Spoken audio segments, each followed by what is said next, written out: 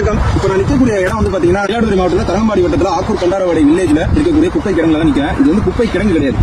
இந்த சுத்தி பாத்தீங்கன்னா தெரியும், அப்படி காட்டுறேன். சுத்தி பாத்தீங்கன்னா தெரியும், இது வந்து ஒரு பிளாட்டுங்க, அதாவது மனை பிரிவுகள் போட்டிருக்காங்க. அந்த மனை பிரிவுகளுக்காக ஒதுக்கப்பட்ட பூங்கா இடம், அதாவது இங்க பிளாட் குடி வராங்க இல்லையா, வீடெல்லாம் கட்டிட்டு, சோ அவங்களுக்காக ஒதுக்கப்பட்ட பூங்கா இடத்துல தான் நம்ம வந்து நின்று இருக்கோம். இந்த பூங்காக்காக ஒதுக்கப்பட்ட இடத்துல ஆக்கூர் ஊராட்சியிலிருந்து குப்பை கொட்டிட்டு இருக்காங்க.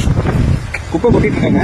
ரீசெண்டா ஒரு 3 months முன்னாடி கலெக்டர்லாம் வந்து இந்த இடத்த பார்த்து ஓவரா குப்பை கொட்டிட்டு இருக்கீங்க, அதாவது கொளுத்தி விட்டு புகை மூட்டமா இருந்துச்சு. சோ கலெக்டர்லாம் வந்து நிறைய இடங்கள்ல வந்து இந்த மாதிரி பண்ணாதீங்க, பொதுமக்களுக்கு வந்து கேன்சர்லாம் வரதுக்கான வாய்ப்புகள் இருக்கு அப்படின்னு சொன்னாங்க. சோ அந்த குப்பையை கொடுத்துறதுக்கு நிறுத்திட்டு என்ன பண்ணிருக்காங்க அப்படின்னா குழி தோண்டி புதைச்சிட்டு இருக்காங்க.